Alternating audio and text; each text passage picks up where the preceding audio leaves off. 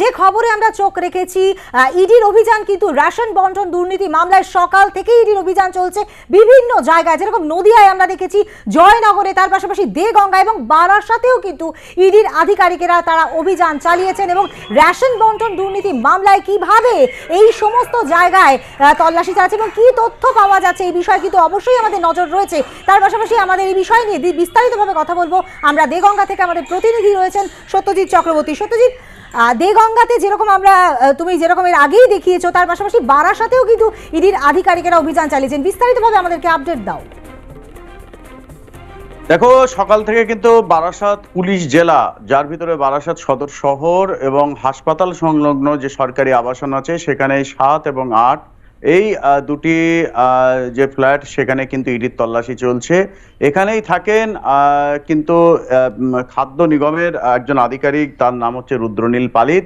এবং যেটা জানা যাচ্ছে, খাদ্যমন্ত্রী হিসেবে যখন জ্যোতিপ্রিয় মল্লিক ছিলেন, এই রুদ্রনীল পালিতের সঙ্গে কিন্তু বেশ সখ্যতা ছিল এবং ওই সময়কার কিন্তু এই যে খাদ্য দুর্নীতি, সেই খাদ্য দুর্নীতির অনেক কিছু জানেন এমনটা সন্দেহ করছেন ইডি। তো সে কারণেই কিন্তু তার বাড়িতে সকাল থেকে তল্লাশি, জিজ্ঞাসাবাদ চলছে। অন্যদিকে আমরা দেখলাম কি, দেগঙ্গা আজ হাদিপুর ঝিকরা 2 নম্বর গ্রাম পঞ্চায়েতের সেখানকার আজিজ নগর যে সমবায় ব্যাংক আছে, সেখানেও কিন্তু সকাল থেকে দেখা গেল যে ইডির আধিকারিকরা তারা সেখানে পৌঁছেছেন। পৌঁছে কিন্তু তারা তল্লাশি করছেন। কেন তল্লাশি? দেখো, ঠিক গত 1 বছর আগে, পুজোর আগে, গত বছর পুজোর আগে কিন্তু প্রথম গ্রেপ্তার হন বাকিবুর রহমান, যিনি একজন চালকল ব্যবসায়ী। এরপর গ্রেপ্তার হন বনমন্ত্রী, প্রাক্তন বনমন্ত্রী, প্রাক্তন খাদ্যমন্ত্রী জ্যোতিপ্রিয় মল্লিক। তারপর দেখা যায় যে শেষ যারা গ্রেপ্তার হয়েছেন তাদের মধ্যে একজন হচ্ছে দেগঙ্গা তৃণমূলের ব্লক সভাপতি, যিনি বাকিবুরের তুতো ভাই আনিসুর রহমান বিদেশ এবং তার দাদা আলিফ নূর রহমান ওরফে মুকুল। এদেরও কিন্তু এই খাদ্য বন্টন যে দুর্নীতি, সেই বন্টন অর্থাৎ রেশন দুর্নীতি, সেই রেশন দুর্নীতির সঙ্গে যোগ সূত্র পেয়েছিল। চালকল, হোটেল ব্যবসায়ী ইত্যাদি মাধ্যমে টাকা লগ্নি হয়েছিল এমনটা মনে করছেন। অত্যন্ত গুরুত্বপূর্ণ বিষয় এই তদন্তে উঠে এসেছিল, সেটা হলো কি যে বেশ কিছু ব্যক্তি যারা চাষি, তারা কিন্তু ভুয়ো এবং তাদের এই চাষি বানিয়ে তাদের মাধ্যমে টাকা লেনদেন করা হয়েছিল। কোথা থেকে করা হয়েছিল, কোন ব্যাংকে করা হয়েছিল, যার ভিতরে দেগঙ্গার কিন্তু বেশ কয়েকজনের নাম পেয়েছিল ইডি আধিকারিকরা। সে মতোই এই সমবায় ব্যাংকে সকাল থেকে তল্লাশি।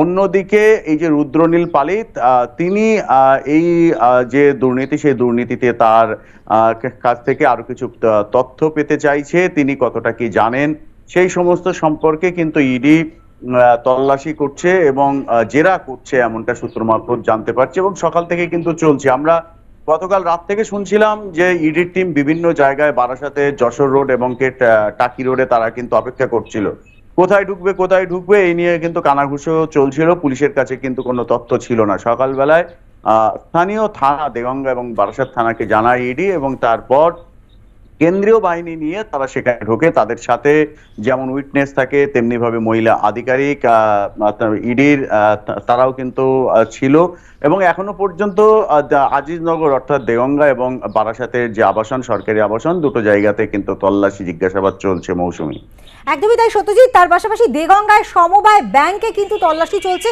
তাছাড়া দেগঙ্গার অন্য কোনো জায়গায় কি তল্লাশি চালানো হচ্ছে?